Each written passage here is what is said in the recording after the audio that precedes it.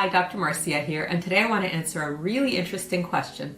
The question is there ever a good reason to hurt somebody? And my answer is no. I don't think there's ever a good reason to hurt another person.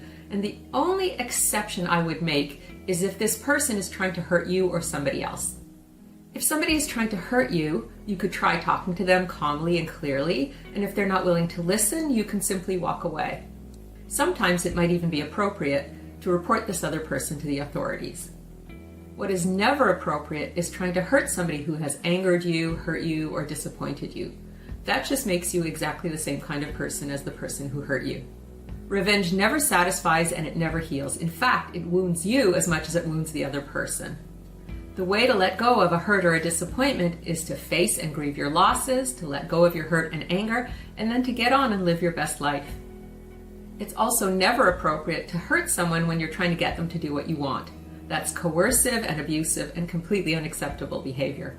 If someone doesn't want to go along with what you want, you have to respect their boundaries and not push. Now, if someone has done something really awful to you and you're extremely hurt or angry, it's still not appropriate to try to hurt them. There are actually 3 things that you could do.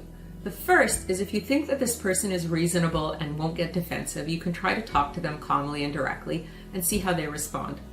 If you don't think that this is someone who you can talk to, you can simply walk away, and if they're the kind of person who's going to keep doing that kind of behavior, you can cut them out of your life for good.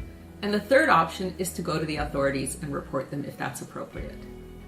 Punishing the other person makes you into the judge, jury, and executioner, and you have no moral or legal right to that.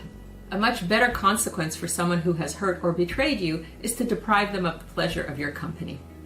You'll stay out of trouble, and the other person will have an opportunity to learn that their behavior has consequences in that they no longer have contact with the person that they've hurt.